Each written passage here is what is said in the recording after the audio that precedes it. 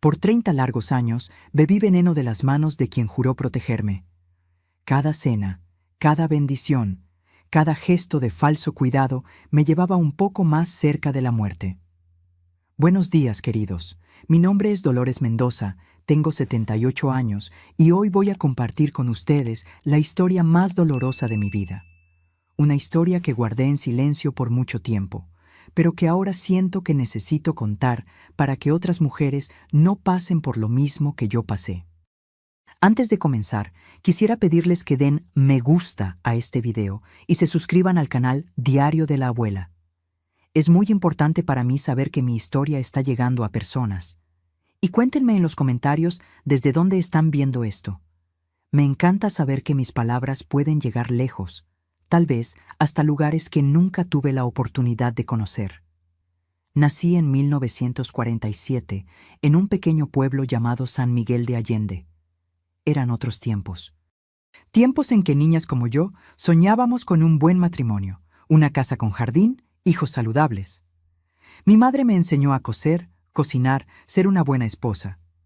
El resto viene naturalmente, decía ella.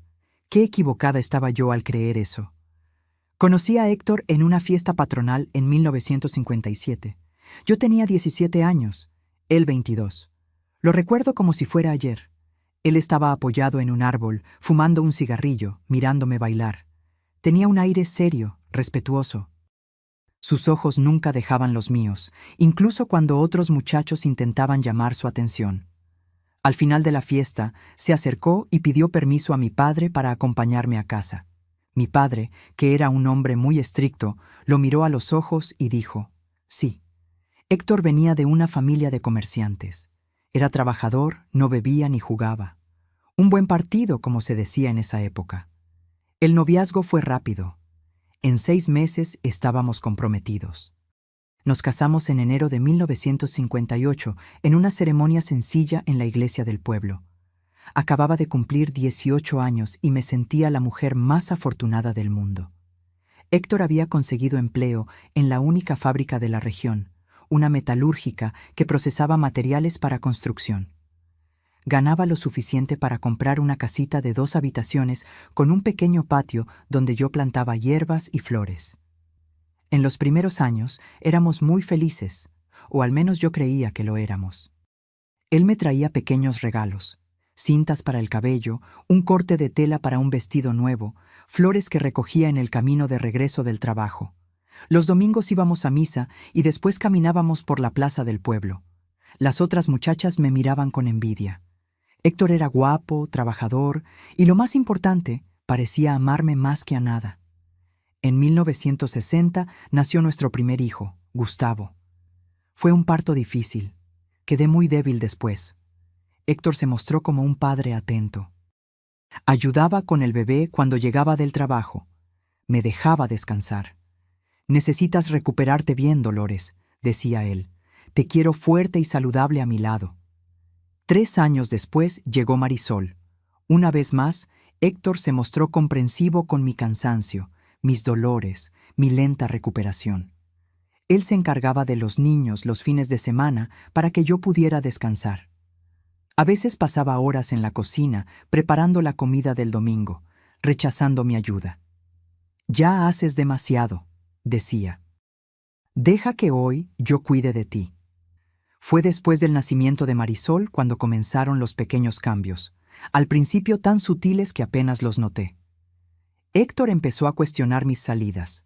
Si mencionaba visitar a mi amiga Soledad, que vivía a 2 cuadras de casa, fruncía el ceño.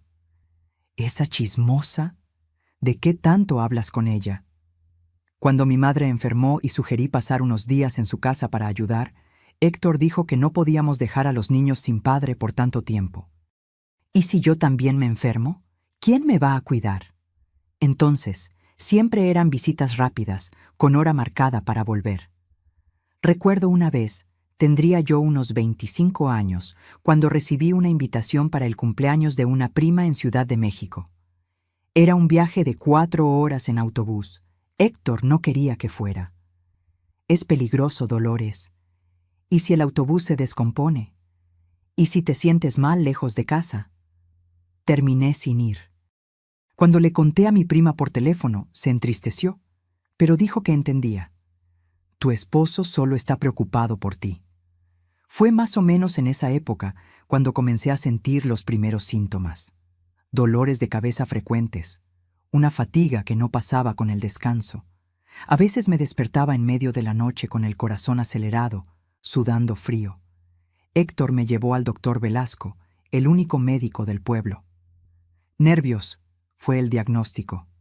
Su esposa es muy sensible, señor Héctor. Necesita paz y tranquilidad. Héctor salió del consultorio moviendo la cabeza preocupado. ¿Ves? El médico está de acuerdo conmigo. Necesitas quedarte más en casa, descansar más. Y así, poco a poco, mi mundo se fue cerrando. Las visitas a mis amigas se volvieron más raras, las idas a casa de mis padres también. Hasta la misa de domingo, que era sagrada para nosotros, comenzó a ser cuestionada cuando no me sentía bien. ¿Qué va a pensar la gente, Dolores? Que no estoy cuidando bien de ti. Mejor quédate en casa hoy, Dios entiende. Una noche, en 1966, nunca olvidaré esa fecha. Héctor llegó del trabajo con una expresión diferente, seria, casi solemne. Se sentó a la mesa de la cena, me miró largamente y dijo: Dolores, tuve un sueño extraño ayer. Él raramente hablaba de sueños, así que presté atención. Soñé que estabas muy enferma, al borde de la muerte. Una voz me decía que alguien quería hacerte daño, envenenar tu comida. Me asusté con aquello. No teníamos enemigos, al menos que yo supiera. Hablé con don Joaquín hoy. Don Joaquín era un señor muy anciano que vivía en las afueras del pueblo. Decían que tenía poderes, que sabía cosas que nadie más sabía. Algunas personas lo consultaban en secreto, aunque el padre condenaba esa práctica.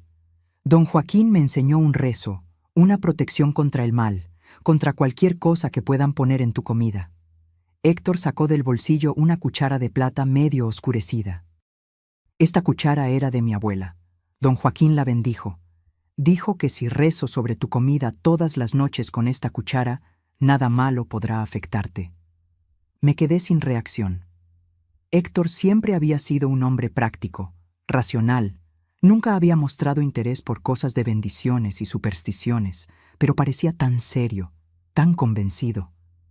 Es solo para protegerte, Dolores. No cuesta nada, ¿verdad? Y así comenzó el ritual. Todas las noches, cuando nos sentábamos a la mesa para cenar, Héctor sacaba la cuchara del bolsillo, murmuraba algunas palabras que yo no lograba entender y removía mi comida antes de que yo comenzara a comer.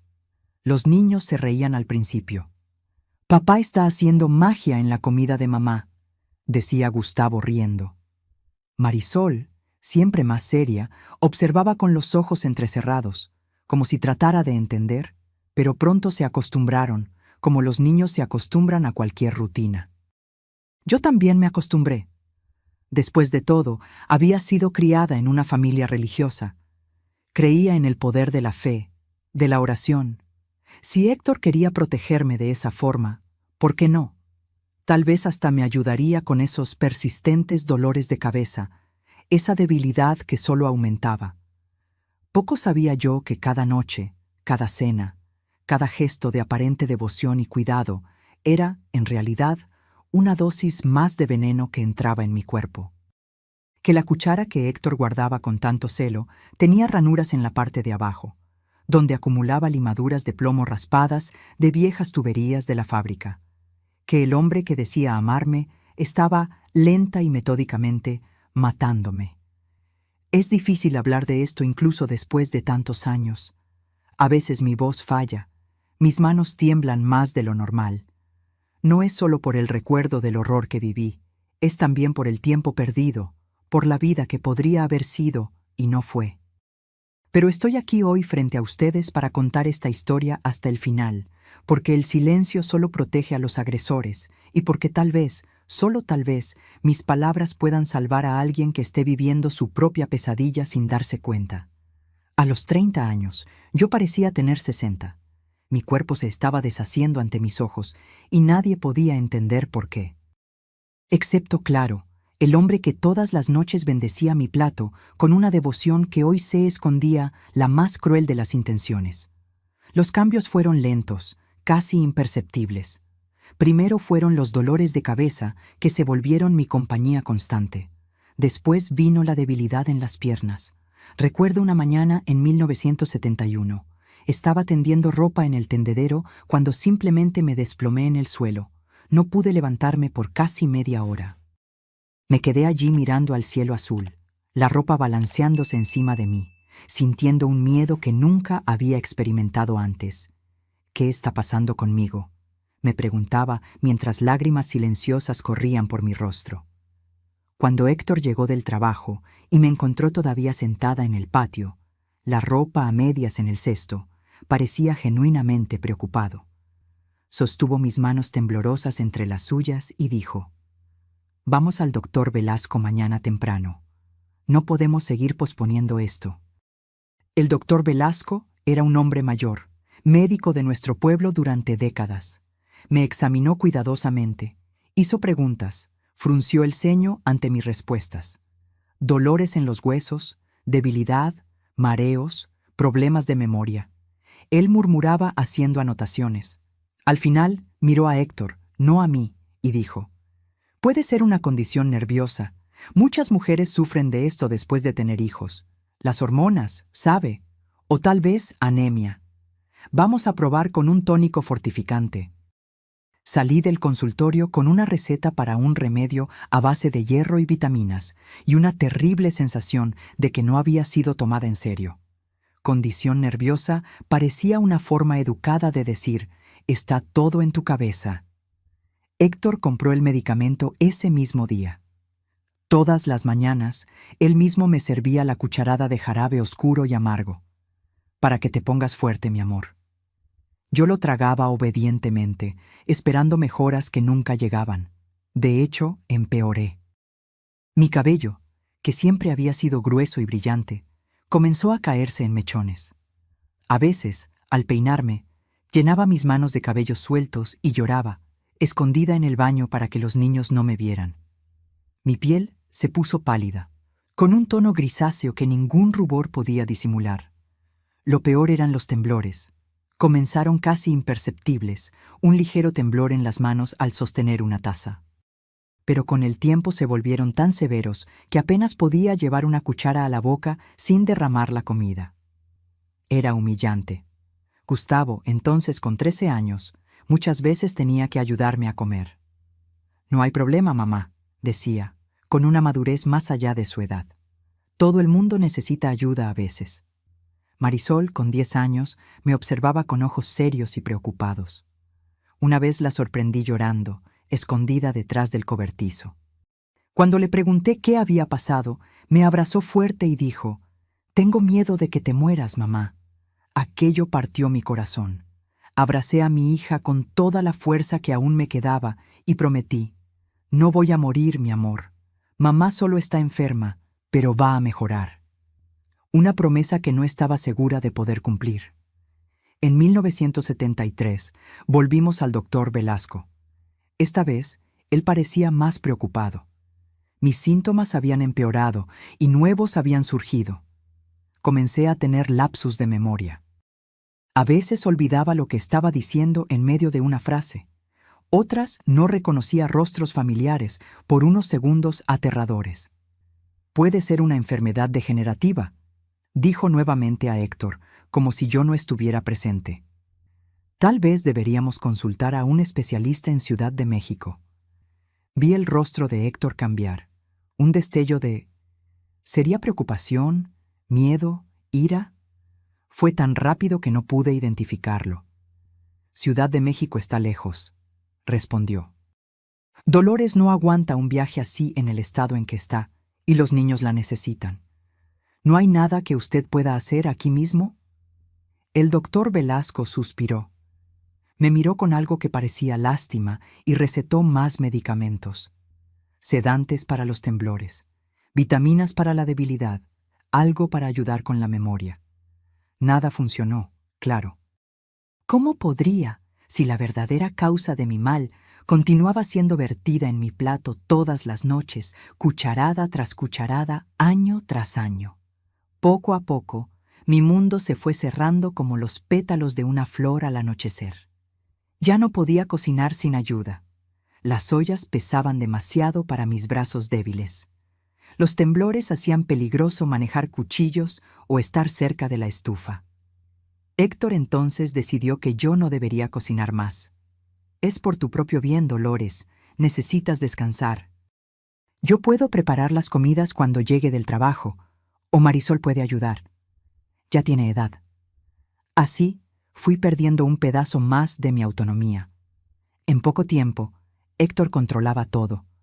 La comida que yo comía, los medicamentos que tomaba, quién podía visitarme y cuándo. La casa, que antes era mi reino, se convirtió en mi prisión. Las visitas a mis amigas cesaron completamente. No estás en condiciones, Héctor decía. Y ellas tienen sus propias vidas, sus propios problemas. No quieren estar cuidando a una persona enferma. A veces, muy raramente, alguna amiga venía a verme. Se sentaban a mi lado, sostenían mis manos temblorosas, contaban las novedades del pueblo. Yo percibía sus miradas de lástima, la forma en que se esforzaban por no mostrar conmoción ante mi apariencia. Y también percibía cómo Héctor se quedaba cerca durante esas visitas como un guardia atento. Una vez, mi amiga Soledad, que siempre fue más directa, preguntó si ya había considerado consultar a otro médico. Mi prima en Querétaro conoce a un neurólogo muy bueno, dijo. Tal vez él podría... Ya discutimos eso. Héctor la interrumpió entrando en la sala con una bandeja de café. El doctor Velasco está haciendo todo lo que puede, y Dolores no está en condiciones de andar viajando en busca de milagros. Soledad no volvió después de aquel día. Mi madre murió en 1975, sin que yo pudiera despedirme de ella apropiadamente. Héctor dijo que yo estaba muy débil para ir al funeral. Mi padre la siguió 2 años después. Nuevamente, no pude asistir. Mis hermanos venían a visitarme ocasionalmente, pero las visitas eran siempre tensas, con Héctor presente todo el tiempo, respondiendo preguntas que me eran dirigidas. ¿Cómo te sientes realmente, Dolores? Mi hermano mayor preguntó una vez cuando Héctor salió brevemente de la sala. Dudé, sin saber cómo expresar la desesperación que crecía dentro de mí. Me siento atrapada, Antonio, como si estuviera hundiéndome lentamente y nadie pudiera verme. Antes de que él pudiera responder, Héctor regresó. La conversación cambió a temas más seguros. A medida que avanzaban los años 70, mi estado se deterioraba. Los temblores empeoraron al punto de necesitar ayuda incluso para vestirme. Tenía dificultad para formar frases completas a veces, como si las palabras se deslizaran de mi mente antes de que pudiera agarrarlas. Mis dientes comenzaron a aflojarse. Desarrollé una línea azulada en las encías que el doctor Velasco no podía explicar. Lo más extraño era que cuando Héctor viajaba por trabajo, lo que ocurría raramente, yo parecía mejorar un poco. No mucho, no lo suficiente para levantar sospechas, pero lo bastante para que notara la diferencia. Los temblores disminuían ligeramente, la mente parecía más clara. En ese momento lo atribuí al estrés. Tal vez me ponía nerviosa con su presencia constante, su preocupación asfixiante. Nunca imaginé la verdadera razón. En 1978, Gustavo terminó la escuela y consiguió un empleo en Ciudad de México. Recuerdo el día que partió. Sostuve su joven rostro entre mis manos temblorosas y dije, «Ve, construye tu vida, sé feliz». Por dentro, mi corazón se partía. Una parte de mí, una parte egoísta, lo admito, quería suplicarle que se quedara, que no me dejara sola en aquella casa que cada vez más parecía una prisión. Marisol se quedó. Ella también había terminado la escuela, pero rechazó varias oportunidades de empleo lejos de casa. «Alguien tiene que cuidar de ti, mamá», decía. Mi dulce niña sacrificando su juventud por mí. La culpa que sentía era casi tan dolorosa como mis síntomas físicos. Héctor parecía satisfecho con su decisión de quedarse. «Es bueno tenerte en casa, hija. Tu madre necesita una mano femenina que la ayude». Y así entramos en la década de 1980. Yo ya estaba en los 40, pero parecía tener 70. Cuando me miraba al espejo, algo que evitaba hacer siempre que fuera posible, apenas reconocía a la mujer que me devolvía la mirada. Cabello escaso y sin vida, piel grisácea, ojos opacos, hundidos, un cuerpo encorvado por el dolor constante. ¿Quién era esa extraña en el espejo? ¿Dónde estaba la joven vibrante que un día soñó con amor, familia, felicidad?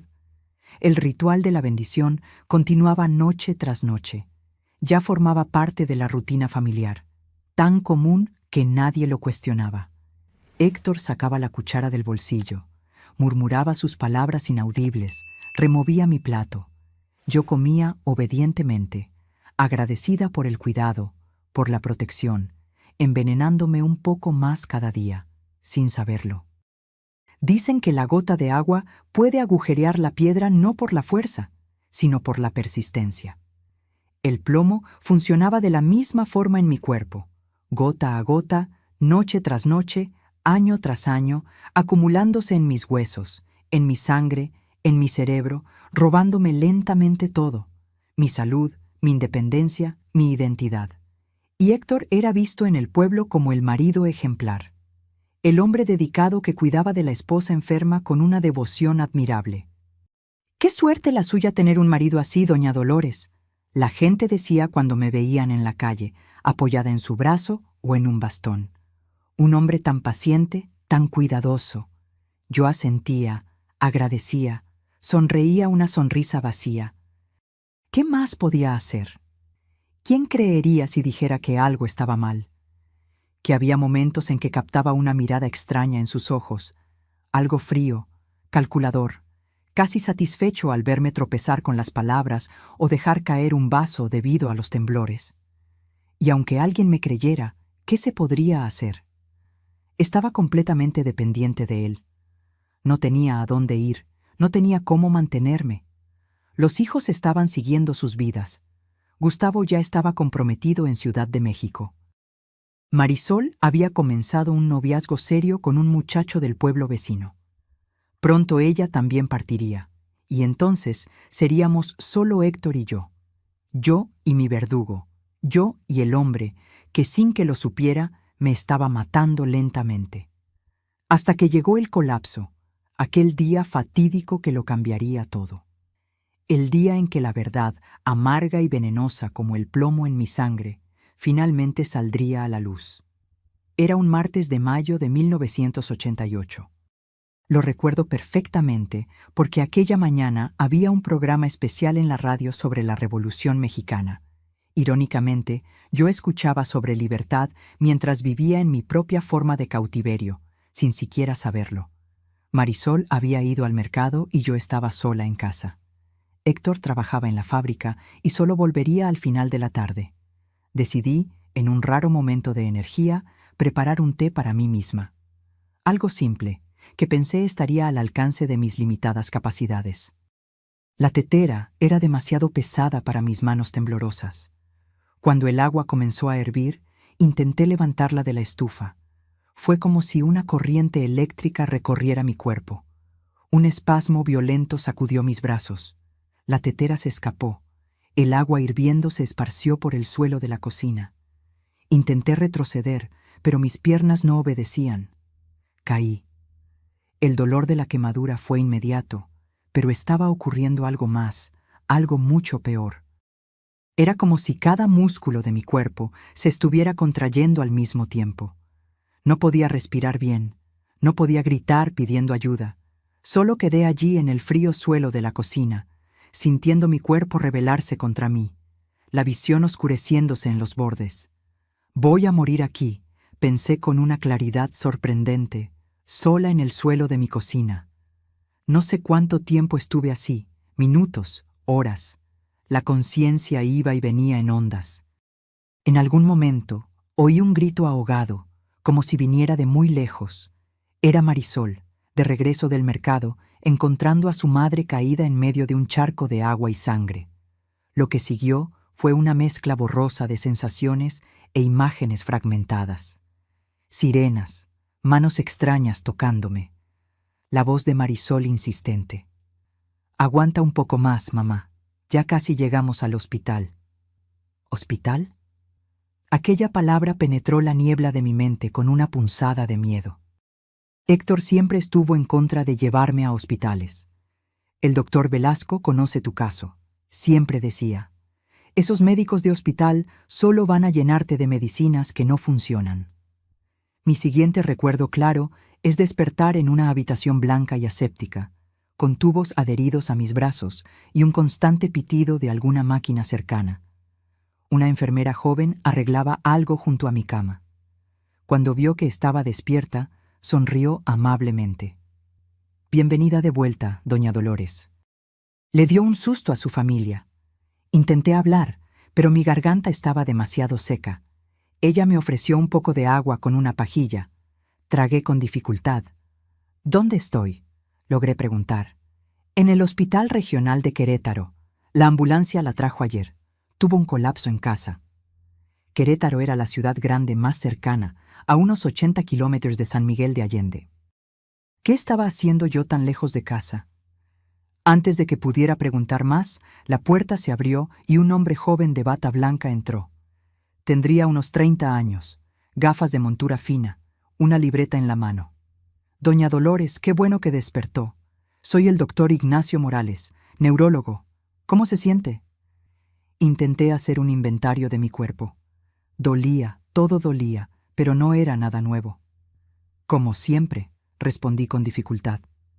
«Débil, con dolor». Él se acercó, examinó mis pupilas con una lucecita, verificó los aparatos. «Usted tuvo un episodio convulsivo bastante grave. ¿Sabe si esto ya había ocurrido antes?» Negué con la cabeza, el movimiento haciendo que mi visión girara. «¿Y esos temblores? ¿Hace cuánto que los tiene?» «Años», respondí. «Muchos años. Están empeorando». Doctor Ignacio anotó algo en su libreta. Parecía genuinamente interesado, genuinamente preocupado. Era extraño ser mirada así, como una persona, no como una carga o una obligación. «Doña Dolores, su hija nos contó que usted tiene una larga historia de problemas neurológicos. Describió síntomas muy específicos: temblores progresivos, problemas de memoria, debilidad muscular, línea azulada en las encías. Estamos haciendo algunos exámenes para confirmar mis sospechas». En ese momento, la puerta se abrió nuevamente. Era Héctor. Su rostro normalmente compuesto mostraba signos de tensión. La frente arrugada, la mandíbula apretada. «¿Qué está pasando aquí? ¿Por qué mi esposa fue traída tan lejos de casa?» Doctor Ignacio se volvió hacia él, extendiendo la mano. «Señor Héctor, supongo. Soy el doctor Ignacio Morales, neurólogo responsable del caso de su esposa». Héctor ignoró la mano extendida. «El médico de ella es el doctor Velasco, en San Miguel. Él conoce su historial, sabe cómo tratarla. Tan pronto como esté en condiciones, voy a llevarla de vuelta». «Doctor». Ignacio mantuvo la calma, pero percibí un cambio sutil en su postura. «Señor, su esposa tuvo un colapso grave. Necesitamos descubrir la causa exacta antes de que pueda recibir el alta. Ya iniciamos algunos exámenes». «¿Y qué exámenes?», Héctor interrumpió, la voz subiendo un tono. «Exámenes de sangre completos, una tomografía del cerebro y...». El médico dudó por un instante. «Un examen para verificar la presencia de metales pesados en el organismo». Vi algo pasar por el rostro de Héctor. Un destello de... ¿Sería miedo? ¿Metales pesados? ¿Qué está insinuando? Doctor Ignacio mantuvo el tono profesional. «No estoy insinuando nada, señor. Estoy investigando todas las posibilidades. Los síntomas de su esposa son consistentes con varias condiciones, incluyendo envenenamiento por metales pesados, como plomo o mercurio. Es apenas un protocolo estándar». Héctor se quedó muy quieto por un momento. Después, su rostro se suavizó en una expresión que yo conocía bien. El marido preocupado, devoto. Doctor, comprendo su diligencia, pero necesito que entienda. Mi esposa es frágil, tanto física como emocionalmente. Todos estos exámenes van a cansarla, y cuanto más tiempo lejos de casa, peor para ella. El doctor Velasco la acompaña desde hace años. Y aún así, doctor Ignacio lo interrumpió gentilmente. Su condición solo ha empeorado, ¿no es cierto? Un silencio tenso llenó la habitación. Me sentí súbitamente agotada, como si solo presenciar aquel intercambio hubiera drenado mis últimas fuerzas. Mis ojos se cerraron contra mi voluntad. Cuando desperté nuevamente, era de noche. La habitación estaba en penumbra, iluminada solo por una luz débil que venía del pasillo. Marisol estaba sentada en una silla junto a la cama, hojeando una revista. Cuando notó que estaba despierta, se acercó y tomó mi mano. «¿Cómo te sientes, mamá?» «Cansada», respondí. «¿Dónde está tu padre?»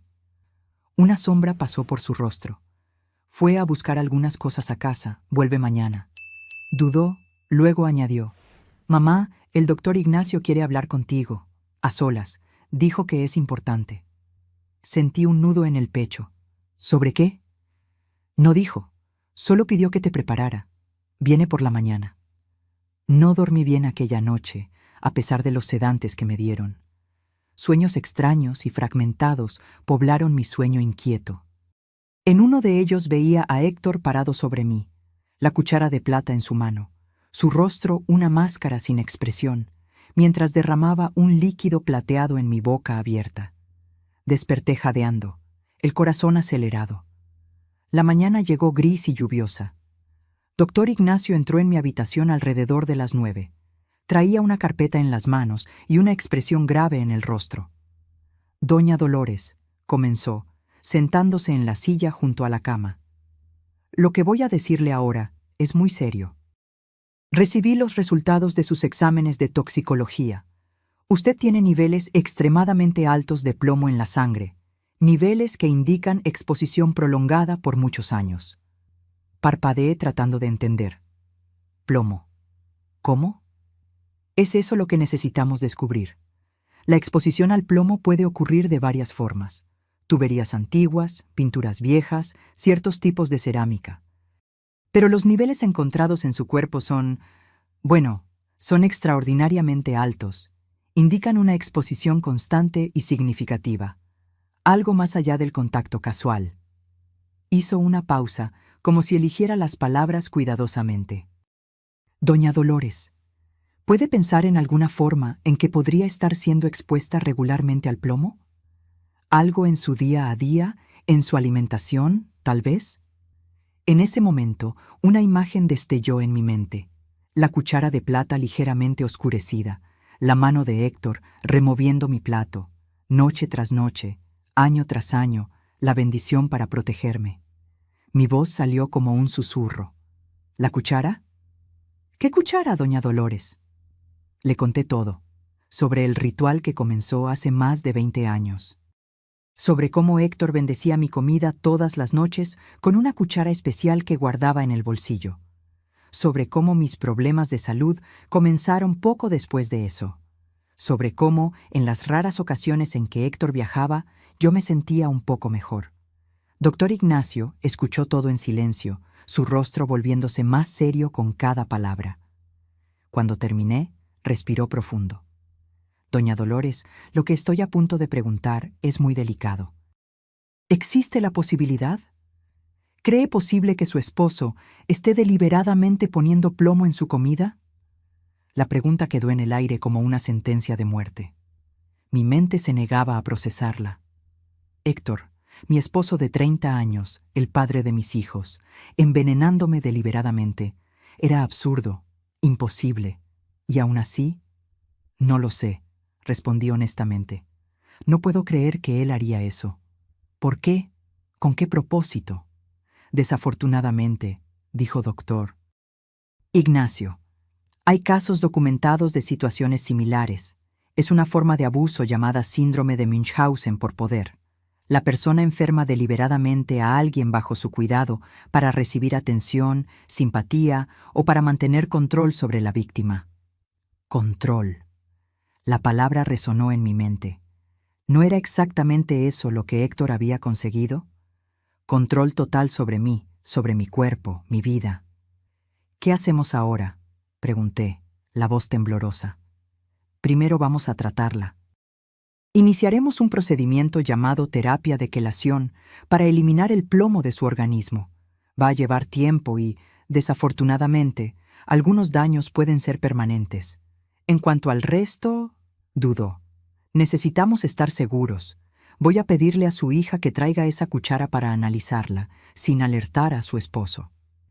En los días que siguieron, viví en un estado de shock e incredulidad. Héctor venía a visitarme diariamente, siempre trayendo flores, siempre representando el papel de marido devoto. Lo observaba ahora con nuevos ojos, buscando señales de ¿qué?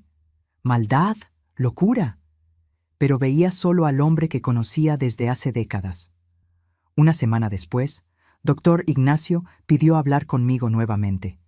Esta vez, Marisol estaba con él. Ella parecía haber envejecido 10 años, el rostro pálido, los ojos rojos de quien había llorado mucho. Analizamos la cuchara, dijo doctor. Ignacio, sin preámbulos. Encontramos residuos de plomo en las ranuras de la parte inferior. Ranuras que parecen haber sido hechas deliberadamente. Marisol sollozó bajito. Mamá, encontré algo más escondido en el garage, en una caja de herramientas vieja, pedazos de tubos antiguos de plomo, una lima y un diario. ¡Un diario! La palabra cayó como una piedra en mi estómago. ¿Qué decía? Ella intercambió una mirada con el médico, quien asintió levemente. Papá anotaba todo. ¿Cuánto plomo usaba? ¿Cómo progresaban tus síntomas? Era como un experimento para él. Su voz falló. Escribió que necesitaba mantenerte enferma para que no lo dejaras como su madre dejó a su padre. La habitación pareció girar a mi alrededor. La historia que Héctor me contó tantas veces, cómo su padre había sido abandonado, cómo había muerto de tristeza después de que su madre huyera con otro hombre. ¿Era eso? ¿Todo este horror, esta tortura lenta por causa de un miedo irracional al abandono? Llamamos a la policía, dijo doctor Ignacio suavemente. Están investigando. Su esposo será interrogado. No sé cómo sobreviví a los días siguientes. La noticia se esparció, primero por el hospital, después por el pueblo. Gustavo vino de Ciudad de México, horrorizado, culpándose por no haber notado, por haber dejado a su madre en aquella situación. Las autoridades fueron a nuestra casa, encontraron más evidencias, el interrogatorio, la confesión. Héctor admitió todo. Cómo comenzó con pequeñas dosis, experimentando. Cómo se fascinó con el poder que tenía sobre mí, viendo mi salud deteriorarse, volviéndome cada vez más dependiente de él. Cómo le gustaba ser visto como el marido ejemplar, el hombre que sacrificaba todo para cuidar de la esposa enferma. Y sí, el miedo subyacente de que si yo estuviera sana, un día podría dejarlo. Fue juzgado y condenado. No seguí el proceso. Estaba demasiado ocupada luchando por mi propia vida, por mi recuperación. La terapia de quelación fue larga y dolorosa. Pasé meses en el hospital, después más tiempo en una clínica de rehabilitación. El plomo había causado daños permanentes en mi sistema nervioso.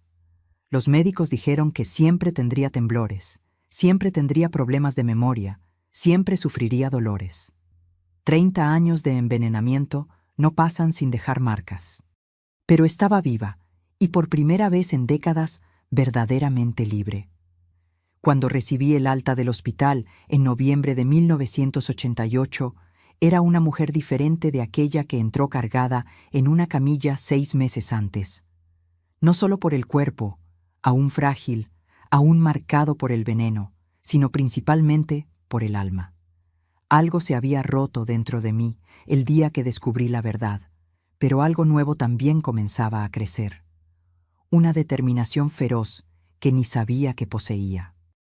No podía volver a nuestra casa, en San Miguel de Allende. Aquellas paredes guardaban 30 años de una mentira que casi me mata. Cada habitación, cada mueble, cada cubierto me recordaría el horror que viví sin saberlo. Además, la gente del pueblo ya lo sabía todo. La historia del marido que envenenó a su esposa por décadas se había vuelto noticia nacional. Reporteros de periódicos de Querétaro e incluso de Ciudad de México intentaron entrevistarme en el hospital. El doctor Ignacio los mantuvo alejados, protegiendo mi privacidad como un ángel guardián. «Usted necesita paz para recuperarse», decía. «Esta gente solo quiere un espectáculo». Marisol, mi valiente hija, había encontrado un pequeño apartamento en Querétaro para las dos. Estaba cerca del hospital, donde yo todavía necesitaba ir 3 veces por semana para continuar el tratamiento. Era un tercer piso sin elevador, lo que representaba un desafío para mis piernas débiles. Pero ella insistió en que sería bueno para mi rehabilitación subir y bajar las escaleras todos los días. «Ejercicio, mamá. El fisioterapeuta dijo que es esencial para que recuperes la fuerza». Tenía razón, claro. Aunque al principio cada escalón parecía una montaña, el apartamento era pequeño, pero iluminado. Por primera vez en décadas, yo tenía un espacio que era genuinamente mío. Marisol había arreglado todo con mucho cariño. Cortinas claras, algunas macetas de plantas, un sillón confortable cerca de la ventana desde donde podía observar la calle, un pequeño santuario de curación. En los primeros meses, mi vida se resumía a una rutina rigurosa de tratamientos, ejercicios y descanso. Las sesiones de fisioterapia eran dolorosas, pero cada pequeño progreso era celebrado como una gran victoria. El día en que pude sostener una taza sin derramar el té. La primera vez que caminé hasta el final del pasillo del hospital sin necesidad de parar para descansar. La mañana en que desperté y logré formar un pensamiento claro, sin la niebla mental que había sido mi compañera por tanto tiempo. Doctor Ignacio continuaba supervisando mi caso, incluso después de que fui transferida de los cuidados hospitalarios a tratamiento ambulatorio. Se había convertido en más que un médico, era un amigo, un confidente. «Usted es el caso más notable de resiliencia que he visto», me dijo un día después de revisar mis exámenes. «Sinceramente, con la cantidad de plomo que encontramos en su organismo, es un milagro que haya sobrevivido». «No fue un milagro, doctor», respondí. «Fue terquedad». Él rió, pero sus ojos estaban serios. «¿Qué planea hacer ahora, doña Dolores? Usted está progresando bien. Pronto no necesitará cuidados médicos tan intensivos». La pregunta me tomó desprevenida. ¿Qué planeaba hacer? Durante décadas no tuve permiso para planear nada. Mi vida era gestionada, controlada, decidida por otro. Libertad era un concepto tan extraño para mí como lo sería para un pájaro que pasó la vida entera en una jaula. «No lo sé», respondí honestamente. «Tengo 48 años. Ninguna educación formal más allá de la primaria, ninguna habilidad profesional y un cuerpo que nunca más será el mismo. Pero tiene una mente aguda y experiencias que pocas personas han tenido», replicó. «Y tiene una historia que puede ayudar a otras personas». Sus palabras plantaron una semilla que llevaría tiempo para germinar. Mientras tanto, tenía otras batallas por delante. El divorcio, por ejemplo. Incluso preso, Héctor seguía siendo legalmente mi esposo. El abogado que Gustavo contrató para mí explicó que, en las circunstancias, sería un proceso directo. Y lo fue. El juez ni siquiera dudó al conceder no solo el divorcio, sino también una pensión alimenticia a ser pagada con los bienes de Héctor que fueron confiscados. «No es mucho», dijo el abogado, «pero le alcanzará para mantenerse mientras se recupera». También había fantasmas que enfrentar. Las pesadillas que me despertaban sudando en medio de la noche, el pánico que sentía cuando alguien se acercaba a mi comida, la desconfianza automática de cualquier demostración de cuidado o preocupación. La culpa por no haber notado antes, por haber permitido que mis hijos crecieran en aquel ambiente tóxico. «No fue su culpa», repetía la doctora Elena, la psicóloga que comenzó a atenderme 3 meses después de mi alta. «Usted fue víctima de un abuso sistemático, meticulosamente planeado, un tipo de lavado cerebral que ocurrió lentamente a lo largo de décadas. Intelectualmente, sabía que tenía razón, pero las emociones no siguen la lógica. El sentimiento de haber sido tan completamente engañada, traicionada por el hombre en quien más confiaba, era una herida que tardaría mucho más en cicatrizar que los daños físicos. Lo peor era enfrentar las preguntas, mías y de otros. ¿Cómo no me di cuenta? ¿Cómo no sospeché? ¿Cómo pude ser tan ciega? Usted vio lo que esperaba ver, explicó la doctora Elena. Es la naturaleza humana, y él era meticuloso, paciente, planeó cada detalle para que sus sospechas nunca fueran despertadas. Era un depredador sofisticado. Lentamente, sesión tras sesión, comencé a entender la dinámica de lo que había vivido. Cómo Héctor había creado una prisión invisible a mi alrededor, cómo me había aislado de amigos y familia, cómo se había posicionado como mi protector, mi salvador, la única persona que realmente se preocupaba por mí, un clásico abusador, solo que usando métodos más sofisticados que la violencia física. Usted estaba en una relación abusiva desde el principio, dijo la doctora. Elena, el envenenamiento fue apenas la manifestación física de un control que comenzó mucho antes. Era difícil aceptar esto. Significaba admitir que toda mi vida adulta había sido construida sobre mentiras, que el amor que pensé haber vivido nunca existió realmente. Pero con esa dolorosa aceptación vino también una liberación. Si podía admitir esto, podía dejarlo atrás, podía empezar de nuevo. Y eso hice, un pequeño paso a la vez. En el verano de 1989, Marisol me inscribió en un programa de educación para adultos en la comunidad local. Era un curso básico de alfabetización y matemáticas, diseñado principalmente para trabajadores que nunca tuvieron oportunidad de estudiar. Yo había completado la primaria, así que sabía leer y escribir, pero décadas de aislamiento y los efectos del envenenamiento por plomo habían perjudicado estas habilidades. El primer día, sentada en un salón de clases por primera vez en más de 30 años, me sentí ridícula. Una mujer de casi 50 años, manos temblorosas, intentando sostener un lápiz al lado de hombres y mujeres mucho más jóvenes. Casi me rendí ese mismo día. No puedo hacer esto, le dije a Marisol cuando volvimos a casa. Voy a ser un fracaso. ¿Mamá?, respondió, sosteniendo mis manos temblorosas entre las suyas. Ya has sobrevivido a lo imposible. Aprender a escribir mejor es pan comido comparado con lo que ya enfrentaste. Tenía razón, claro, así que tragué mi orgullo y volví al día siguiente. Y al siguiente. Y al siguiente. La profesora, doña Cecilia, una mujer de unos 40 años, con una sonrisa amable y paciencia infinita, pronto notó mis dificultades específicas. Adaptó ejercicios para mí.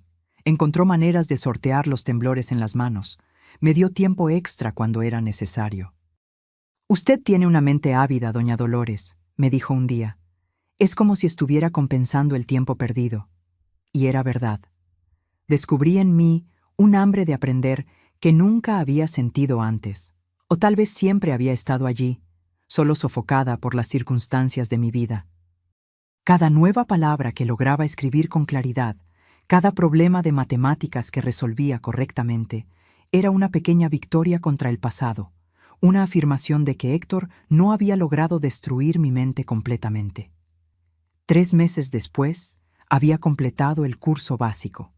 Doña Cecilia sugirió que continuara estudiando, tal vez incluso completando la secundaria. La idea me asustaba, pero también me emocionaba. Yo, Dolores Mendoza, una estudiante a los 48 años. ¿Por qué no? Fue durante este periodo que conocí a otras mujeres en mi situación. No víctimas de envenenamiento, eso afortunadamente parecía ser raro, sino sobrevivientes de otros tipos de abuso. Mujeres que habían vivido años, a veces décadas, bajo el control de maridos o parejas violentos, que finalmente habían encontrado fuerzas para escapar, para reconstruir sus vidas. María, que había huido con 3 hijos pequeños después de 15 años de golpizas. Sonia, cuya cicatriz en el rostro era un recordatorio diario de la vez que su marido la atacó con una botella rota. Lourdes, que durante años tuvo que entregar cada centavo que ganaba a un compañero alcohólico, viviendo en la pobreza a pesar de trabajar en 2 empleos. Nos encontrábamos en un salón en la parte trasera de la iglesia local una vez por semana. Al principio, yo solo escuchaba. Sus historias eran diferentes de la mía en detalles, pero el patrón era el mismo: el aislamiento, el control, el deterioro gradual de la autoestima, hasta que la víctima cree merecer el abuso, o al menos cree que no puede escapar de él. ¿Cómo lograron salir?, pregunté una noche, después de semanas solo escuchando. Mi hijo mayor cumplió 18 años y dijo que iba a matar a su padre si me golpeaba de nuevo, respondió María. Me di cuenta de que había criado a mis hijos en un ciclo de violencia. Nos fuimos esa misma noche. Mi hermana, dijo Sonia. Ella no se dio por vencida conmigo, incluso cuando la alejé durante años. Estaba allí cuando finalmente pedí ayuda. Toqué fondo, contó Lourdes. O salía o me mataba. Elegí vivir. Cada historia era un espejo donde veía reflejos de mi propia experiencia. Cada sobreviviente llevaba cicatrices visibles o invisibles, pero estaban todas allí, vivas, luchando, reconstruyendo. En una de esas reuniones, finalmente compartí mi historia.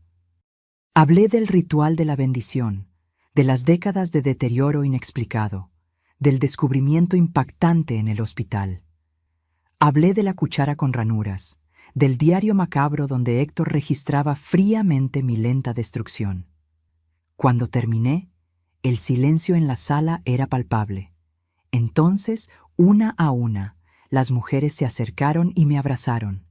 No había lástima en sus ojos, solo reconocimiento, empatía, una solidaridad nacida de experiencias compartidas. «Eres más fuerte de lo que imaginas», dijo María, sosteniendo mis manos temblorosas, sin ninguna señal de repulsión o lástima. Sobrevivir a eso es extraordinario. Salí de aquella reunión con una sensación nueva, un calor en el pecho que reconocí, tras alguna reflexión, como propósito. Tal vez era esto lo que el doctor Ignacio había sugerido meses antes. Tal vez mi historia, mi experiencia podría servir a un bien mayor. La semana siguiente, pregunté a Isabel, la trabajadora social que coordinaba el grupo, si podría involucrarme más activamente. No tengo formación, no tengo experiencia profesional, expliqué. Pero tengo vivencia y un deseo genuino de ayudar a otras mujeres a reconocer señales que yo no vi. Isabel sonrió. Doña Dolores, a veces la experiencia vivida vale más que cualquier diploma. Necesitamos mujeres como usted, que pasaron por el fuego y salieron por el otro lado. Fue así como, casi sin darme cuenta, encontré mi vocación a los 48 años. Primero como voluntaria en el grupo de apoyo. Después, conforme completaba mis estudios y tomaba cursos específicos, como una especie de mentora para mujeres recién salidas de relaciones abusivas. No era un trabajo fácil. Cada historia que escuchaba abría mis propias heridas. Cada vez que sostenía las manos de una mujer aterrorizada, temblando de miedo por lo que el futuro reservaba lejos del abusador, era como revivir mis propios miedos. Pero también había una curación en ese proceso. Cada mujer que ayudaba a encontrar su camino hacia la libertad era una pequeña redención para mis propios años perdidos.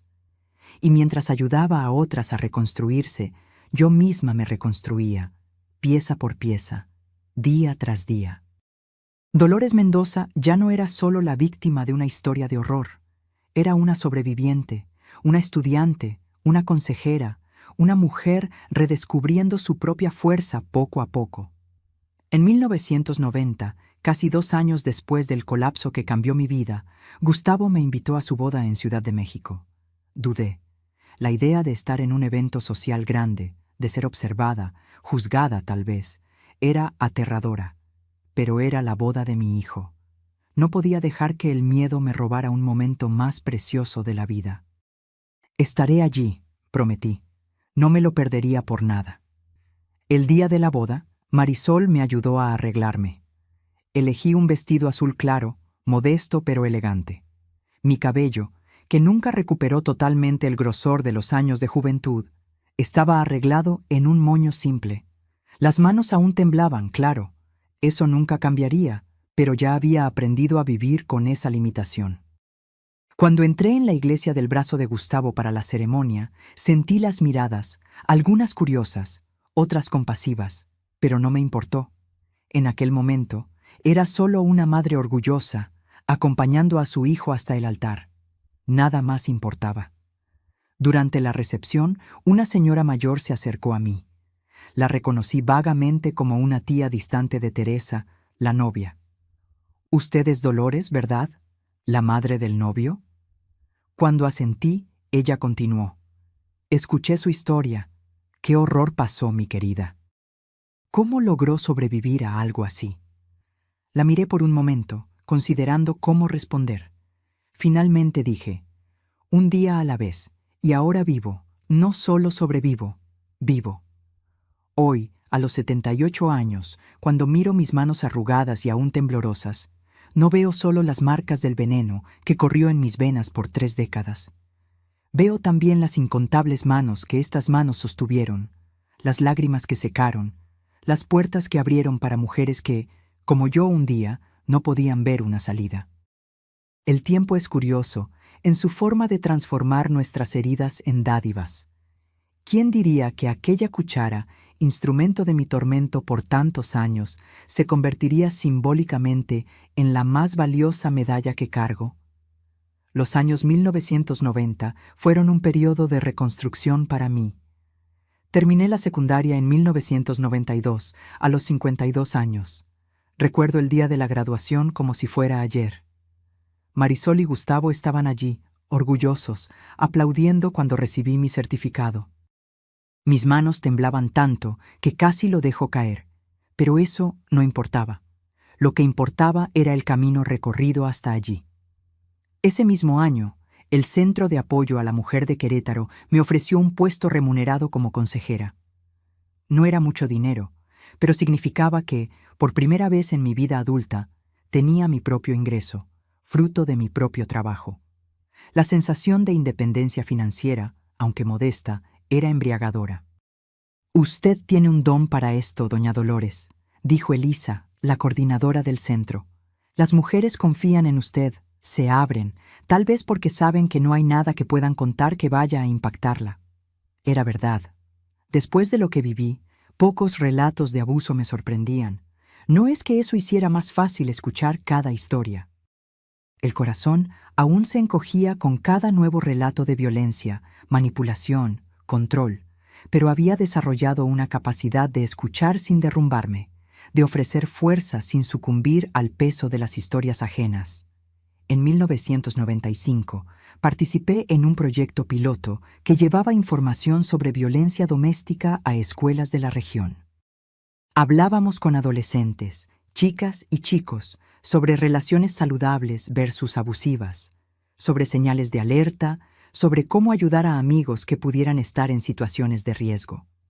La primera escuela que visité, temblé más de lo normal, no de miedo, sino de emoción. Allí estaban jóvenes de 15, 16 años, la edad que yo tenía cuando conocí a Héctor, tan llenos de sueños y expectativas como yo lo estuve un día.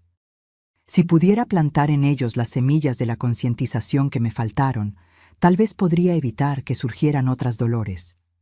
«Mi nombre es Dolores Mendoza», comencé, la voz más firme de lo que esperaba.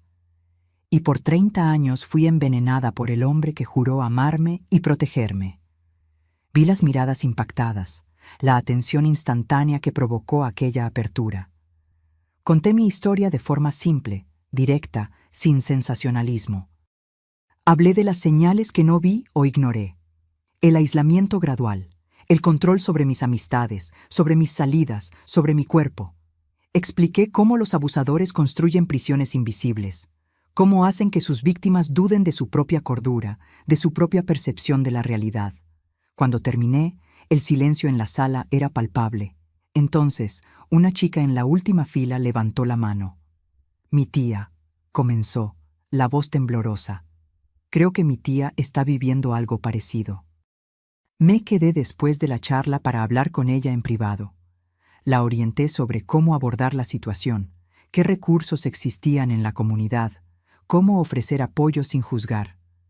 Una semana después, recibí la noticia de que su tía había buscado el centro de apoyo. Fue la primera de muchas. Ese mismo año, Marisol se casó con Pablo, el profesor de historia que conoció en la universidad donde ella estudiaba pedagogía. La boda fue pequeña, solo familia y amigos cercanos, pero inolvidable. Mi hija, tan fuerte, tan resiliente, que había pospuesto sus propios sueños para cuidar de mí, merecía toda la felicidad del mundo. Mamá, me dijo en la víspera de la boda, todo lo que soy hoy te lo debo a ti. Tu fuerza me enseñó más que cualquier libro. No, hija mía, respondí, sosteniendo su rostro entre mis manos temblorosas. Fuiste tú quien me enseñó el significado de coraje. Fuiste tú quien me salvó. En 1997, una nueva página se abrió en mi vida. Recibí una invitación para hablar en un Congreso Nacional sobre violencia doméstica en Ciudad de México. La idea de viajar sola tan lejos, de hablar ante especialistas, autoridades y activistas, me aterrorizaba. Pero algo que aprendí en mi viaje fue que el crecimiento está del otro lado del miedo. Vaya, doña Dolores, me animó Elisa. Su historia necesita ser escuchada más allá de nuestros muros. Aquel viaje en avión, el primero de mi vida, fue una experiencia surreal. Mirando por la ventana, viendo las nubes debajo de mí, sentí una extraña paz, como si estuviera literalmente por encima de los horrores del pasado, flotando en un nuevo comienzo. El Congreso fue un punto de inflexión. Hablé para una sala llena, sin notas ni teleprompter, solo con la verdad cruda de mi experiencia. Conté sobre el ritual de la bendición, sobre los años de deterioro inexplicado, sobre el descubrimiento en el hospital. Hablé también sobre la reconstrucción, sobre la importancia de redes de apoyo, sobre cómo necesitamos educar no solo a las potenciales víctimas, sino a la sociedad entera sobre los signos sutiles del abuso. Cuando terminé, la sala completa se puso de pie en aplausos. Delegadas de otros estados vinieron a pedirme contactos, sugerir alianzas, invitarme a eventos similares. Periodistas querían entrevistas. Fue abrumador, pero también profundamente gratificante.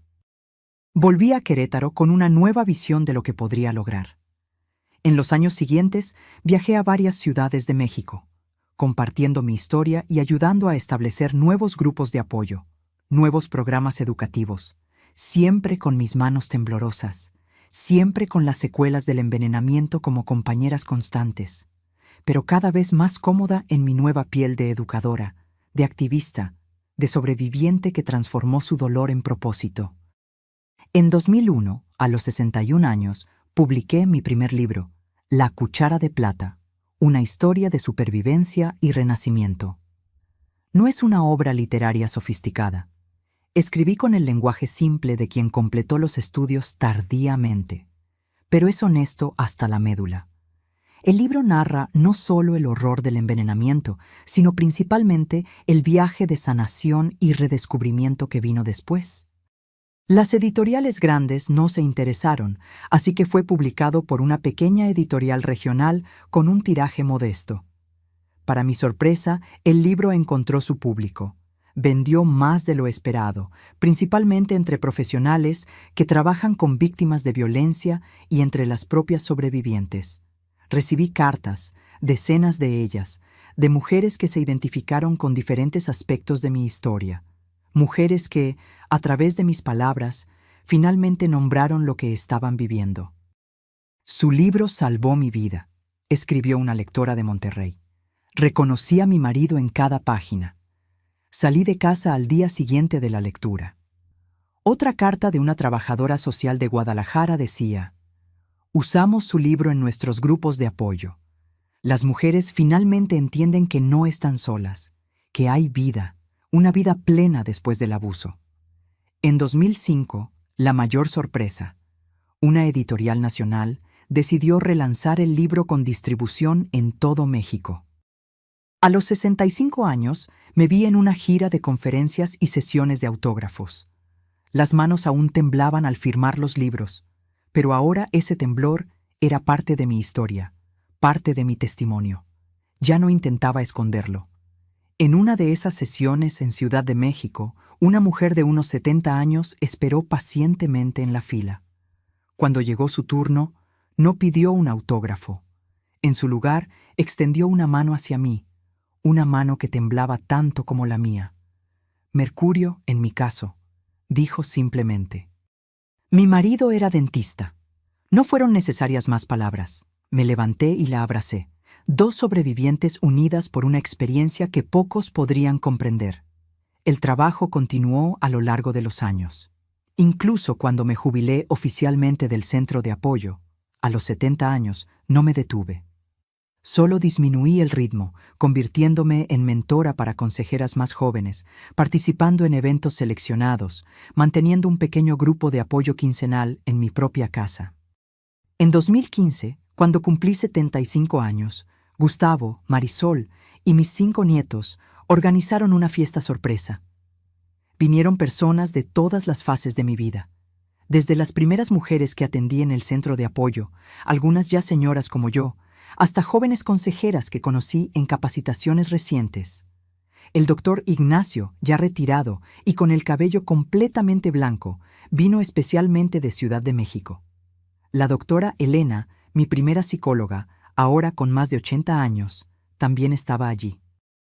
Dolores, dijo el doctor Ignacio durante el brindis, cuando la conocí en aquel hospital en 1988, temía que no sobreviviera al mes. Hoy, 30 años después, la miro y veo no solo a una sobreviviente, sino un faro para tantos otros. Es un honor haber formado parte de su historia. Lloré sin vergüenza, rodeada por tantas personas que caminaron conmigo en diferentes tramos de este improbable viaje. En los últimos años he reducido aún más el ritmo. Los temblores empeoraron con la edad y surgieron nuevos problemas de salud, no relacionados con el plomo, solo el desgaste natural de los años. Pero sigo activa a mi manera. Mantengo un pequeño blog donde comparto reflexiones, respondo a cartas de lectoras, participo ocasionalmente en entrevistas para documentales o reportajes sobre violencia doméstica. En 2021, la Universidad Nacional Autónoma de México me concedió un título honorario en reconocimiento a mi trabajo de 3 décadas en la concientización y combate a la violencia contra la mujer. Yo, que apenas completé la secundaria, recibiendo un homenaje académico. La vida tiene esas dulces ironías. En el discurso de aceptación, dije algo que se ha convertido en una especie de mantra para mí en los últimos años. El veneno que él puso en mi cuerpo pretendía destruirme. En su lugar, me convirtió en un antídoto para otras mujeres. Y es así como veo mi historia ahora, mirando hacia atrás a los 78 años. Lo que Héctor hizo no fue el final de mi historia.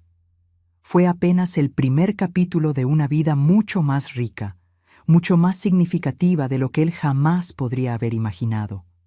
Nunca más lo vi después del juicio. Supe que murió en prisión en 2003 sin haber mostrado verdadero remordimiento por lo que hizo. Durante muchos años, cargué odio por él. Después, una ira controlada, eventualmente una indiferencia dolorosa. Hoy siento principalmente lástima.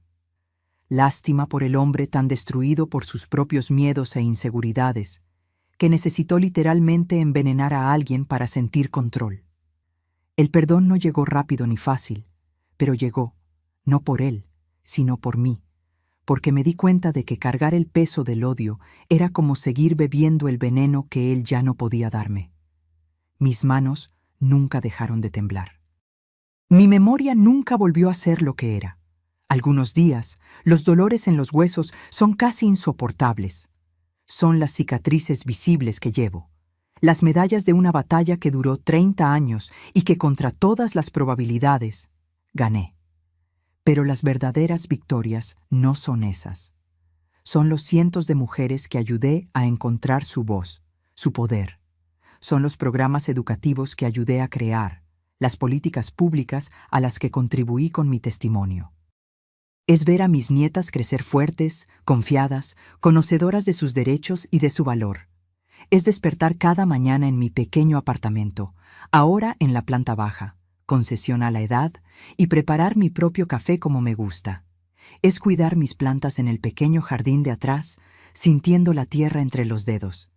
Es elegir qué voy a comer, qué voy a vestir, a dónde voy, con quién voy a encontrarme. Es la libertad cotidiana que muchos dan por sentada, pero que para mí es un milagro diario. Y si estás viendo este video, tal vez sea porque algo en mi historia resonó en ti. Tal vez tú también estás en una prisión invisible, sin saber cómo escapar. O tal vez conoces a alguien en esa situación. Si ese es el caso, quiero que sepas que hay una salida. Hay vida, una vida plena, significativa, después del abuso. No será fácil. El camino puede ser largo y aterrador, pero tienes más fuerza de la que imaginas. Y no necesitas hacer ese camino sola. Existen personas y recursos disponibles para ayudar. La primera vez que extiendas la mano y digas, necesito ayuda, puede ser lo más difícil que hayas hecho jamás, pero también será el primer paso hacia la libertad. Lo sé, porque lo viví. La cuchara que él usaba para envenenarme terminó convirtiéndose en la medalla más valiosa que llevo, un símbolo de todo lo que sobreviví, de todo lo que superé. Y si yo pude hacerlo, tú también puedes. Antes de terminar, quisiera pedirte que des me gusta a este video y te suscribas al canal Diario de la Abuela si aún no lo has hecho. Compártelo con quien creas que necesita escuchar esta historia.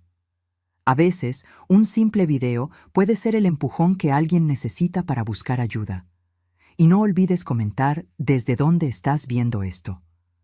Me emociona saber que mi historia está llegando a personas de diferentes lugares, tal vez incluso salvando vidas que nunca conoceré. Muchas gracias por escucharme.